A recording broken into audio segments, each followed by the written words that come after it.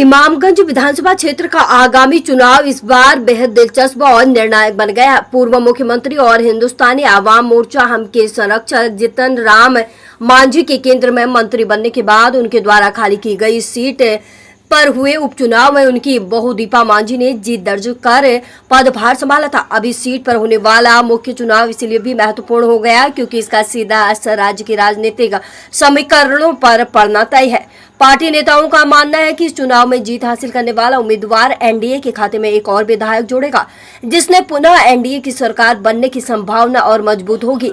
इसी बागडोर को संभालने और जीत सुनिश्चित करने के लिए पार्टी का पूरा संगठन एकजुट होकर मैदान में उतर चुका है। दीपा मांझी की जीत की दीपा जलाने के लिए हम पार्टी के जिलाध्यक्ष एवं संरक्षक नारायण मांझी, इमामगंज विधानसभा प्रभारी इकराम खान, इमामगंज प्रखंड अध्यक्ष अजमत खान जैसे प्रमुख नेता दिन रात एक कर रहे हैं। ये सभी नेता क्षेत्र के हर गांव, हर मोहल्ले, हर वार्ड में सघन जनसंपर्क अभियान चला रहे हैं। जनसभाओं और बैठकों में पार्टी के नेताओं ने जनता से सीधा संवाद स्थापित करते हुए यह बात पूर्ण जोर तरीके से रखी है कि दीपा मांझी ने मात्र 9 महीने के कार्यकाल में जो विकास कार्य किए उन्हीं को आधार बनाकर जनता इस बार उन्हें अपना मत प्रदान करे। हम पार्टी के जिला अध्यक्ष नारायण मांझी ने अपनी बात रखते हुए कहा, इमामगंज की जनता ने जिस विश्वास के साथ बहू दीपा मांझी को यह बागडोर सौंपी है, अब समय आ गया है कि इस विश्वास को 5 साल के कार्यकाल में बदला जाए। यह चुनाव सिर्फ एक विधायक का चुनाव नहीं, बल्कि यह इमामगंज की इज्जत बचाने और उसे सुव्यवस्थित तरीके से चलाने के लिए कुशल नेतृत्व को चुनने का मौका है। उन्होंने आगे कहा, हमारा लक्ष्य है कि इस बार दीपा मांझी को भारी बहुमत से जिताकर विधानसभा सदन तक भेजा जाए ताकि इमामगंज क्षेत्र को विकास की नई ऊंचाइयों पर ले जाया जा सके। जनता से अपील की वह 9 महीने के काम को देखे और इस बार 5 साल के लिए आशीर्वाद दे। क्षेत्रीय नेताओं ने विश्वास जताया है कि इमामगंज की जनता विकास और सुशासन के नाम पर दीपा मांझी को फिर से अपना प्रतिनिधि चुनकर एनडीए सरकार की मजबूती में अपना योगदान देगी। क्या कुछ तैयारी चल रही है इमामगंज विधानसभा क्षेत्र को लेकर? इमामगंज विधानसभा में चुनाव की तैयारी को लेकर के हम पार्टी यहाँ से पूरी तरह से सक्रिय है और साथ में एनडीए के लोग भी पूरी तरह से सक्रिय हैं। और अभी से है बूथ स्तरीय कार्यकर्ताओं की बैठक हो रही है, कैसे हम लोग को चुनाव में जाना है। तो कहीं न कहीं देखिएगा एनडीए के पूरा टीम यूनाइट होकर के समन्वय के साथ इमामगंज विधानसभा में काम कर रही है, एक एक बूथ पर जाने का काम कर रही है, लोगों से मिलने का काम कर रही है। और हम अपने कार्यकर्ताओं को अभी से तैयार कर रहे हैं, समन्वय के साथ तैयार कर रहे हैं। और हम लोग का मुख्य मकसद यही है चुनाव में जाने का। माननीय मुख्यमंत्री नीतीश कुमार जी के द्वारा जो उनके कार्यकाल में जो विकास के काम हुए हैं, यहाँ पर जो माहौल बदला है पहले की अपेक्षा अब, और खास करके इमामगंज में हम कहना चाहेंगे माननीय हम लोग के नेता जीतन राम मांझी साहब यहाँ से प्रतिनिधित्व किए हैं अभी वर्तमान में, माननीय विधायक दीपा मांझी जी, उनके अल्प कार्यकाल में जो यहाँ विकास का काम हुआ है। अभी माननीय मुख्यमंत्री जी का यहाँ आगमन हुआ था, 1700 करोड़ रुपए का यहाँ पर सौगात हुआ है, डिग्री कॉलेज हुए है, 16 नए बड़े पुल पुलिया का हुआ है, 105 सड़कें हुई है और कई इस तरीके की योजनाएं हैं कि यहाँ पर धरातल पर उतरा है। तो आप घूमिएगा तो पूरे क्षेत्र में देखिएगा सड़कों का जाल बिछा हुआ है, विकास यहाँ पर सड़कों पर दिखता है। तो हमारे नेता काम में विश्वास करते हैं तो उनका काम दिखता है, केवल नाम नहीं। हम लोग काम करने में विश्वास करते हैं, एनडीए काम करने में विश्वास करती है, तो वो दिखता है। और माननीय मुख्यमंत्री नीतीश कुमार जी अभी विकास में यहाँ के जनहित में कई योजनाएं लाए हैं, जैसे सामाजिक सुरक्षा पेंशन की राशि है 1100 रुपये बढ़ा करके कर दी गई है, बिजली बिल है 125 यूनिट फ्री कर दी गई है, साथ में महिला उद्यमी योजना के तहत 10,000 रुपये सभी महिलाओं के खाते में जा रहा है। और जो विकास का काम हुआ तो यहाँ के लोगों में खुशी है। माननीय मुख्यमंत्री नीतीश कुमार जी के प्रति उनका भरोसा और विश्वास और ज़्यादा पुख्ता हुआ और ज़्यादा बढ़ा है। तो हम ये बात लोगों तक पहुँचाने का काम कर रहे हैं और निश्चित है कि आने वाला जो बिहार विधानसभा का चुनाव होना, आपसे कुछ ही दिन में घोषणा होगी। तो जब चुनाव होगा तो लोग पूरे उत्साह और उमंग के साथ माननीय मुख्यमंत्री जी को, नीतीश कुमार जी को अपना मत देकर के फिर से यहाँ पर मुख्यमंत्री बनाएंगे, प्रदेश के मुखिया बनाएंगे। और साथ में इमामगंज के जो माननीय लोकप्रिय विधायक है, जो जब से बनी है इतनी मित्रभाषी है, मिलनसार है, और हम कहना चाहेंगे पिछले 2 महीना से हर पंचायत के सुदूरवर्ती क्षेत्र, चाहे छकरबंदा हो आपका, डुमरिया का, चाहे बांके बाजार का आपका लुटुआ हो, हर जगह जा रहे हैं, लोगों से मिल रहे हैं और उनकी समस्याओं को अवगत कर रहे हैं और उनसे अवगत होने के बाद उसको कहीं न कहीं हल करने का प्रयास करें। तो पहली बार इस क्षेत्र में जो भय का माहौल रहता, उस क्षेत्र में एक महिला प्रतिनिधि यहाँ पर आई है विधायक बनकर और इतने अच्छे से काम कर रही है, तो लोगों को ये बड़ा अच्छा लग रहा है। स्वराज भी कई सारी योजना को पारित करने का भी घोषणा किया है। यहाँ कई टावर जहाँ पे स्थिति था कि पढ़ने लायक वहाँ पर खराब था, उन्हें टावर भी नहीं पहुँचा था, लोग बात नहीं कर पाते थे, उस जगह टावर देने की चर्चा हुई थी। ये सर ये ख्याली बात है, आप ना सरकार में है, ना सत्ता में है, ना किसी सिस्टम में, ये कभी हो सकता है। वो जिस टावर की बात कर रहे थे माननीय पूर्व मुख्यमंत्री आदरणीय जीतन राम मांझी साहब अभी केंद्र में मंत्री, हम लोगों ने देखा, वो चिट्ठी हम लोग के पास है कि यहाँ के जो सूचना मंत्री हैं, केंद्रीय सूचना मंत्री, उनको अवगत कराया था और उनसे आग्रह अनुरोध किया था कि ये हमारा क्षेत्र पड़ता है तो इसमें कहीं न कहीं अब टावर की व्यवस्था किया जाए, तो उनके माध्यम से ये सारी व्यवस्था हो रही है। एक बात हम कहना चाहेंगे, अभी जनसुराज यहाँ पर आई हुई है, लगातार कैंपेन कर रही है और उनका वर्कर यहाँ पर नहीं है, सारे पेड वर्कर हैं, वो जिनको पेड कर रहे हैं वो लोग गाड़ी लेकर के सारा लेकर के घूम कर। हम कहना चाहेंगे आप इतना सारा पैसा खर्च कर रहे हैं, एक तो सवाल है, बार बार आप कह रहे हैं कि हम जैसे सत्ता में आएंगे तो शराबबंदी समाप्त कर देंगे, इस बात को कह रहे हैं, तो आप देखिएगा, मेरा मानना ये जो लोग इनको आज फाइनेंस कर रहे हैं, जनसुराज को जो पैसा दे रहे हैं, हम लोग के संज्ञान में आया है वो कि साउथ के नेता लोग हैं और वैसे कारोबारी है, शराब कारोबारी है जो अन्य राज्यों में शराब का कारोबार करते हैं, वो कहीं न कहीं पैसा देने का काम कर रहे हैं। तो हम तो आश्वस्त है कि जैसे उनके इशारे पर जैसे सरकार सत्ता में यदि कभी मौका मिल गया गलती से तो उसको कहीं न कहीं लोग चालू करवाने का काम करेंगे। बिहार में शराबबंदी कितना % पूरी तरह से है, हम पूरी तरह से 100% नहीं कर सकते हैं, लेकिन 90% है, कुछ खामियां हैं। देखिए कोई भी जब बदलाव होता है तो एकाएक नहीं होता है, उसके लिए कहीं न कहीं केवल प्रशासन जिम्मेवार नहीं, उसके लिए पब्लिक भी जिम्मेवार है।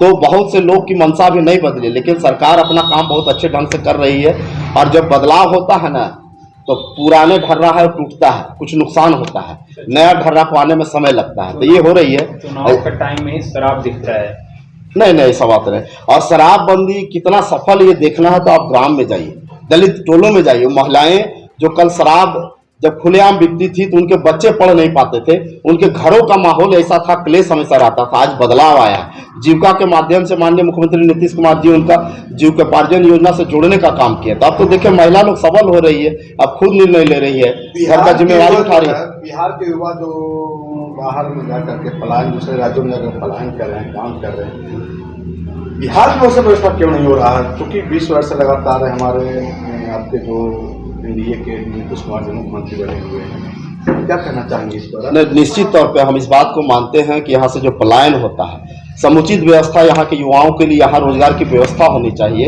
लेकिन उस दिशा में माननीय मुख्यमंत्री जी और माननीय प्रधानमंत्री जी पहल कर रहे हैं, आने वाला समय में दिखेगा।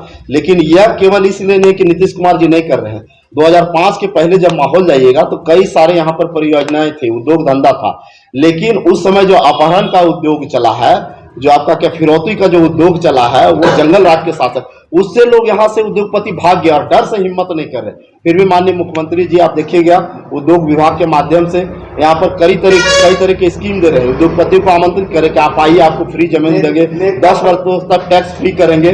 तो वो प्रयास हम लोग लगातार कर रहे हैं, प्रधानमंत्री जी के माध्यम से भी और माननीय मुख्यमंत्री नीतीश कुमार जी के माध्यम से। नेता प्रतिपक्ष की ओर से शहाबुद्दीन जिंदाबाद का नारा लगाया गया, इस पर क्या आपके प्रतिक्रिया? यही तो समझना पड़ेगा, यही तो समझना पड़ेगा उनकी क्या विचारधारा है, क्या सोच है, शहाबुद्दीन जी क्या थे, सिवान में क्या होता था, क्या आरोप है उनके ऊपर, ये तो समझना पड़ेगा ना। सर शिक्षा व्यवस्था भी काफी लचर पचर हो गया है सर बिहार की, क्या नहीं लचर पचर व्यवस्था, शिक्षा व्यवस्था पहले की अपेक्षा काफी सुधार हुआ है और सुधार की गुंजाइश है। सर विद्यालय में शिक्षा का लेवल है, लेकिन बच्चे क्यों नहीं आ रहे हैं?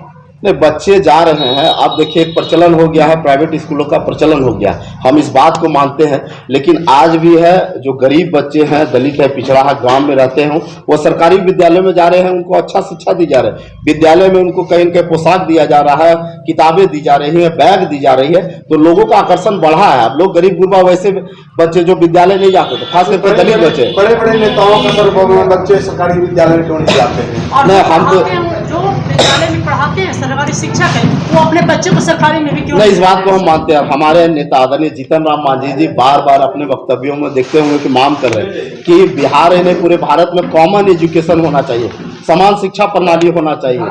गरीब का बच्चा हो या अमीर का बच्चा है, ये सुनिश्चित हो कि एक विद्यालय में पढ़े, तब आगे बढ़ेगा। तो इसकी तो मांग हम लोग कर रहे हैं, वकालत कर रहे हैं। तो देखिए हम लोग लगे हुए हैं। पर 10,000 की चर्चा की है रोजगार योजना के तहत। ये भी चर्चा में है कि ये पैसे धीरे धीरे करके 10, 15, 25 ऐसे करके 2 लाख तक देने की बात है। एक तरह से नरेंद्र मोदी के लिए ये पूरे भारत में रोजगार योजना को लागू करके पूरे भारत को दिखावा है कि भाई मेरे पूरे भारत देशवासी रोजगार हो गए। और ये नीतीश कुमार के लिए चुनावी माहौल है। नहीं, ये नीतीश कुमार जी की सोच है, बिहार के प्रति उनका समर्पण है और जो बिहार के प्रति उनका दूरदर्शी सोच है। महिलाओं के बारे में कहना चाहेंगे, पहला राज्य है कि पंचायती राज व्यवस्था में 50% आरक्षण देने का काम किया, सरकारी नौकरियों में 35% आरक्षण महिलाओं को काम देने का काम किया और पूरे बिहार में जीविका के माध्यम से महिलाओं को सबल करने का काम किया।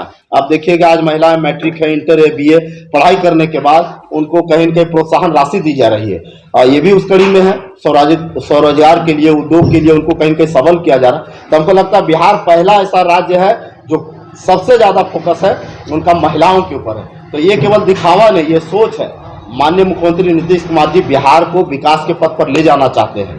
वो दिखाना चाहते हैं कि हम भी किसी से कम नहीं है, बिहारी भी किसी से कम नहीं है और यहाँ के लोगों में भी प्रतिभा है, क्षमता है। आपने देखा होगा बड़े बड़े IAS की परीक्षा होती है, उसमें कैसे बिहार के युवा प्रतिभा का परिचय दे रहे हैं। तो बिहार कम नहीं, केवल यही है कि अपने संसाधनों के माध्यम से हम लोग करने का प्रयास कर रहे हैं। माननीय देश के यशस्वी प्रधानमंत्री नरेंद्र मोदी जी का कहीं न कहीं हम लोग का सहयोग मिल रहा है। तो बिहार अब गति पकड़ चुका है और आने वाले 5-10 सालों में दिखने को मिलेगा बिहार अब दूसरे राज्यों को पिछाड़ करके आगे जाने का काम करेगा। ये जो रोजगार योजना जो मिल रहा है 10,000 रुपये करके 15,000 रुपये करके, ये सरकार वापस लेगी या नहीं लेगी? नहीं, ऐसा यदि कोई भ्रम फैला रहे हैं विरोधी लोग या कोई बोल, ये महिलाओं को दिया जा रहा है, कोई लेना देना नहीं है। आप इसे उद्योग कीजिए और बढ़ावा देने के लिए आपको 6 महीना में फिर 2 लाख रुपया दिया, कहीं कोई वापसी नहीं है। ये माननीय मुख्यमंत्री जी और NDA की सरकार है, यहाँ किसी तरह का छल कपट नहीं है और महिलाओं के लिए, स्वावलंबन के लिए, गरीबों के लिए किया जाता है। कितना सीट ला रहे बिहार में? हम लोग तो NDA का नारा है 2025 225, तो निश्चित तौर पे हम लोग उस लक्ष्य को पाएंगे और एकदम हम लोग NDA के लोग आश्वस्त हैं कि हम लोग NDA में सरकार बना रहे हैं बिहार के भरोसे, बिहार के आवाम के भरोसे, उनके प्यार के भरोसे। हमको सीट के लिए भी चर्चा है कि नहीं मिलेगी तो भाई चुनाव अलग लड़ेंगे, इस तरह की भी है। देखिए बड़े नेता है, उनको निर्णय करना, हम लोग कार्यकर्ता है, हम लोग आदरणीय जीतन राम मांझी जी का झंडा उठाए हुए हैं और वो जो इशारा कर देंगे, उनका जो निर्णय है हम लोग पीछे चलने का काम करेंगे। नीतीश कुमार जी हो या माननीय मुख्यमंत्री जीतन राम मांझी साहब या डॉक्टर संतोष कुमार मांझी जी, एक ही लक्ष्य है, बिहार का विकास हो, यहाँ के आवाम के चेहरे पर खुशी आए और बिहार का गौरव बढ़े, और दूसरा कोई नहीं। नारायण प्रसाद मांझी, जिला अध्यक्ष हिंदुस्तानी आवाम मोर्चा सेक्युलर गया। ये सर अभी आप सवाल कर रहे थे तो मैं उस सवाल के बारे में आपको एक जवाब दे देता हूँ। जन सुराग के बारे में बात कर रहे थे। जन सुराग अभी सरकार में नहीं है, आई है और उसने लूटना शुरू कर दिया है। प्रत्येक लोगों का ATM कार्ड बना रहे हैं। उस ATM कार्ड के माध्यम से जितना पैसा इकट्ठा होगा वो आप समझ लिए 2 अरब 80 करोड़ रुपया होता है। तो आप अंदाजा लगा लीजिए कितना इकट्ठा कर रहे हैं जो सरकार में नहीं। सरकार में यदि नहीं आएंगे तो क्या करेंगे वो लोगों से जो गरीब लोगों का पैसा ले रहे हैं? इस बात को आप समझिए पहले, ये पब्लिक को कितना मूर्ख बना रहे हैं ये। और हम लोग डायरेक्ट बेनिफिशियरी के खाते में 10,000 रुपये डाल चुके हैं और ये आप संगठन दे रहे हैं कि हम आएंगे तो योजना को लेकर क्या कहेंगे सर? कुछ नहीं, वो सब झलावा है। अच्छा, उसका भी फार्म भरा रहा है, बहुत जगह FIR भी हुआ है उस पर। और अभी आप एक सवाल और पूछ रहे थे जो पलायन को लेकर के, तो बहुत ज्यादा दूर जाने की जरूरत नहीं है। इसी इमामगंज विधानसभा के बगल में सिरघाटी विधानसभा के डोभी ब्लॉक पड़ता है, जहाँ पे औद्योगिक कॉरिडोर की स्थापना हो रही है। ये आप लोग जो सैकड़ों कंपनियां यहाँ आएंगी, अपना उद्योग धंधा लगाएंगे। अब बताइए कि इतना बड़ा कार्य किया जा रहा है, इसमें भी कहीं पर शंका शुभा है क्या? हम लोग कर करके, हमारी जो NDA की सरकार है वो डायरेक्ट डिलीवरी करती है, लोगों की तरह मुगालते में रखने वाली बात नहीं करती है। शिक्षा की बात आ रही थी, पहले कितना % शिक्षक स्कूल की बिल्डिंग थी? पेड़ के नीचे हमने खुद पढ़ा है सरकारी स्कूल में, हमने पेड़ की छांव में बैठ करके पढ़ा है, आम के पेड़ के नीचे। कोई बिल्डिंग नहीं थी उस समय। आज प्रत्येक जगह बिल्डिंग है प्रत्येक पंचायतों में हाई स्कूल है, +2 स्कूल खोल दिया गया, मास्टर दे दिए गए, बच्चे भी अवेलेबल है। लोग अब हल्ला उड़ाता रहे, उससे कोई फर्क नहीं पड़ता है। हमारे मुखिया जो है नीतीश कुमार जी, वो डायरेक्ट काम करने पर ज़्यादा करते हैं। और आपको पता होगा कि हमारे मुख्यमंत्री जी ने मुख्यमंत्री साइकिल योजना चलाई, मुख्यमंत्री बालक बालिका पोशाक योजना चलाई, एक से एक योजनाएं चलाई उन्होंने। और उसका नतीजा ये है कि आज लगभग बच्चा और बच्ची दोनों बराबर के रेशियो में पढ़ाई करने जा रहे हैं। ये बहुत बड़ी उपलब्धि है। अच्छा, जन स्वराज की बात कर रहे हैं तो जन स्वराज का ये भी चर्चा है कि भाई प्रत्याशी को टिकट देंगे, उनके ऊपर एक भी FIR नहीं रहेंगे। देखिए, इसके बारे में बहुत ज़्यादा नहीं बोल सकते, इसलिए कि कोई सा भी प्रत्याशी आएगा नहीं है तो कुछ भी करेगा उस पर FIR तो हो ही जाना है, क्योंकि चुनाव लड़ने वाला जो भी रहता उतना झूठा झूला कोई नहीं रहता। अब वो सामने आएगा, वो पता चल जाएगा कि कौन सा कितने अपराधी उसमें है। आज के डेट में जन स्वराज में कितने FIR वाले हम लोग सब जानते हैं, और समय आने दीजिए, हम लोग उसका भी करेंगे क्लियर। अच्छा, इकराम खान, हम पार्टी जिला उपाध्यक्ष, इमामगंज विधानसभा प्रभारी। 4 पार्टियां यहाँ से चुनाव लड़ रही है, हम भी यहाँ से है, पहले से भी मौजूद है। कैसा वर्चस्व रहेगा इस बार? देखिए, उपचुनाव था, उपचुनाव में हम लोग 5000 वोट से जीते। उस टाइम सरकार बनना और बिगड़ना नहीं था। इस बार चुनाव सरकार बनाने और बिगाड़ने की बात है। आपको ये क्लियर कर दे रहे हैं कि इस बार हम लोग 25,000 वोट से जीतने जा रहे हैं। और चुनावी मैदान में RJD से भी, जन स्वराज से भी, हर पार्टी से लोग आ रहे हैं। तो चुनाव लड़ना सबका अधिकार है, लेकिन जीत हमारी है, ये निश्चित है। इसमें कोई टीका टिप्पणी नहीं, कोई दो राय नहीं। जिस तरह से हम लोग इस क्षेत्र में मेहनत कर रहे हैं, लोगों के लिए काम कर रहे हैं, उस हिसाब से हम आपको बता रहे हैं कि हम लोग चुनाव 20 से 25,000 वोट से जीतेंगे। महिलाओं के लिए छलावा तो नहीं? महिलाओं के लिए छलावा कहाँ से आ गया यहाँ पर? हम लोग जो मेहनत कर रहे हैं लोगों के लिए, इसमें महिलाओं के लिए कोई छलावा नहीं है, उनको मदद कर रहे हैं हम लोग। कुछ महिलाओं का आरोप है कि नीतीश कुमार जो चुनावी समय में ये प्रलोभन दिया जा रहा है। 10,000 है ना। कुछ लोगों को जहाँ पक्ष होता है वहाँ विपक्ष होते हैं, कुछ में। अब ऐसा बता दीजिए, महिला को दिया तो वही महिला बता रही है। नहीं, उसमें भी बता दे रहे हैं कि आपको क्या लगता है कि जो महिला को मिला, हो सकता है कि उनका सोच RJD वाला हो, जन स्वराज वाला हो। लेने को ले रही हैं, लेकिन वो विपक्ष में बोल रहे हैं। ये तो कहते हैं कि नहीं, हम पार्टी के, या नीतीश कुमार या NDA गठबंधन के तरफ से, जो नरेंद्र मोदी के तरफ से 10,000 रुपया दिया जाए, हम नहीं लेंगे। RJD की सरकार बनेगी तो मैया बहनी योजना का पैसा ले लेंगे। आपको बता दे रहे, मैया बहनी योजना के तहत ये लोग फॉर्म भर रहे थे, और किसी से 100, किसी से 50। मुझे रात में 11 बजे फोन आया कि 11 बजे रात में भी फॉर्म भरा जा रहा है। मैं गाड़ी निकाल कर रात में पहुंच गया वहाँ पे, जगह नहीं बताऊंगा, पहुंच गया वहाँ पर, जाके पता किया तो जल्दी से शटर गिरा के सब भाग गए। उसके बाद से पैसा लेना बंद हुआ। जब हमने यहाँ पर आवाज़ उठाया तो पैसा किस बात का ले रहे भाई? जब तुम सरकार में नहीं हो, कुछ नहीं हो, तो बेवजह। अभी जीते हुए प्रत्याशी का 9 महीना बीता है। आपके बगल में ही बाराचट्टी विधानसभा क्षेत्र है, जहां अपनी के हम पार्टी का प्रत्याशी जीते हुए हैं। लोग ये भी चर्चा में आता है कि वो किसी का फ़ोन नहीं उठाते हैं, नहीं मिलते हैं, तो वही कहानी इमामगंज भी तो नहीं होने वाला है। ना, देखिए, अब जैसा कि आप फ़ोन की बात कीजिए, मेरे जैसा आदमी एक बांके बाजार प्रखंड का अध्यक्ष छोटा सा है, मैं भी किसी का कभी कभी फ़ोन नहीं उठा पाता हूँ। अभी जैसे आपके साथ बैठे हुए एक फ़ोन आ गया जिसको हमने ब्रेक कर दिया, नहीं उठा पाए, तो अब इसमें क्लेम हो जाएगा मेरा फिर फ़ोन नहीं उठा पाए। अब जो बिहार का नेतृत्व कर रहा है, विधानसभा देख रहे, पूरे विधानसभा को देख रहे। इमामगंज रही बाराचट्टी के बारे में थोड़ा सा नाम जानना चाहते हैं, क्या हम पार्टी सीट बचा पाएगी? देखिए, बाराचट्टी का जहाँ तक बात है, मैंने उस जगह का सर्वे नहीं किया है, इसलिए कि हम अपना बांके बाजार प्रखंड को देखते हैं, उसको सर्वे नहीं किया अपने हिसाब से। इस पर हम बता नहीं पाएंगे क्या है नहीं। जन स्वराज पीछे थी उपचुनाव में, क्या कहेंगे? 3रे नंबर की थी, पीछे कहाँ थी, 3रे नंबर की थी। इस बार बोल रही है कि बांके बाजार का ही प्रत्याशी था उपचुनाव में, बांके बाजार प्रखंड का ही। बांके बाजार प्रखंड से नहीं वो जीत पाए, तो अब कहाँ से जीत पाएंगे ये बता दीजिए। बांके बाजार प्रखंड के, जो इसी प्रखंड के वो प्रत्याशी थे, यहाँ से जब वो अपना पंचायत नहीं जीत पाए, अपना बूथ नहीं जीत पाए, तो उनकी क्या बात कीजिए। इमामगंज जीतेंगे? इमामगंज हम लोग जीत रहे, कोई नहीं रोक रहा है। और आपको बता दें एक उपचुनाव में 5,000 इस बार 20 से 25,000 वोट से हम लोग जीतेंगे। किस तरह से तैयारी चल रही है? पूरी तरीके से तैयारी है, बूथ स्तर से लेके जमीनी स्तर पे हम लोग काम कर रहे हैं। बूथ स्तर से हम लोग का काम है, हर बूथ पे हमारे लोग हैं और बूथ जीतो अभियान में हम लोग लगे हुए हैं और दिन रात मेहनत कर रहे हैं। और हमारे पार्टी के जितने भी कार्यकर्ता हैं सब लोग मिल के मेहनत कर रहे हैं। मेरा नाम अजमत खान हुआ, हम पार्टी के प्रखंड अध्यक्ष बांके बाजार। लगातार चुनाव का चर्चा चल रहा है इस बार हम पार्टी क्या कुछ कहेंगे? जी देखिए, हम लोग यहाँ जो हम पार्टी से जब से हमारे गार्जियन जीतन राम मांझी जी यहाँ चुनाव लड़ने के लिए आए, उनका दौरा 1 से 2 मरतबे हेलीकॉप्टर से हुआ, लेकिन उनका विचार देखते हुए हम लोग फर्स्ट चांस में यहाँ से चुनाव जो जीत करके गए, 30,000 वोटों से यहाँ से जीत करके गए।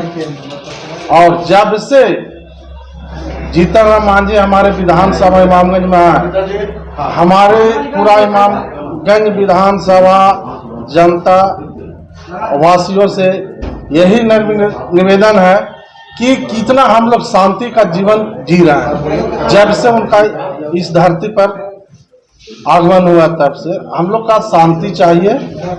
और अबर भी उपचुनाव था, उसमें सरकार कोई बनने बिगड़ने वाली बात नहीं थी, इसलिए लोग कुछ कम वोट से हमारे नेता जीत पाई।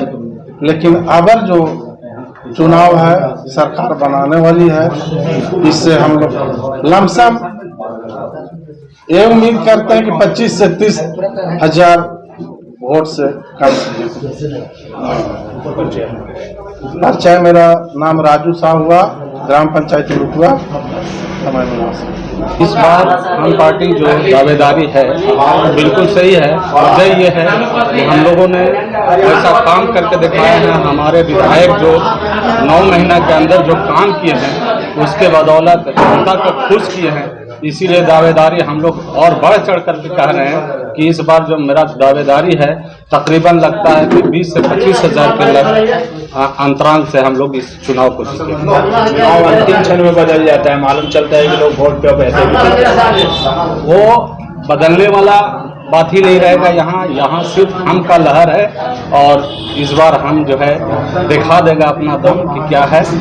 अंतिम समय तक के भी मेरा जो है वर्चस्व अच्छा रहेगा। नाम अपना मोहम्मद साजिद हुसैन, अल्पसंख्यक प्रखंड अध्यक्ष हम क्षेत्र आएंगे, वोट तो मांगेंगे ही। जी जी, क्या कुछ लगता है इस बार इमामगंज में? क्या लगेगा? इमामगंज में दीपा मांझी के अलावा कोई लगने का नहीं जुटेगा, इसलिए कि दीपा मांझी एनडीए के उम्मीदवार भी हैं और दीपा मांझी को 9 महीना में जो उनका काम है, काम के तो छोड़िए, काम तो इमामगंज में इतना काम किए हैं। उसके अलावा जो घर घर जाकर महिलाओं को और लोगों को समस्या सुन के समस्या को समाधान 90% लोगों को काम करने के की है दीपा मांझी, उसका दिन है, दीपा मांझी जीतेगी। ये नजदीक चुनाव आने के कारण घर घर जा रहे हैं? नहीं, जीतने के बाद से ही दीपा मांझी घर घर जा रहे हैं, ये अभी नहीं। लगता है कि फिर से दीपा मांझी आएगी। परिचय नहीं। क्या नाम हुआ? मेरा नाम हुआ संजय पासवान, बांके बाजार के पूर्व प्रमुख, हम पार्टी के प्रदेश अध्यक्ष, दिव्यांग प्रकोष्ठ।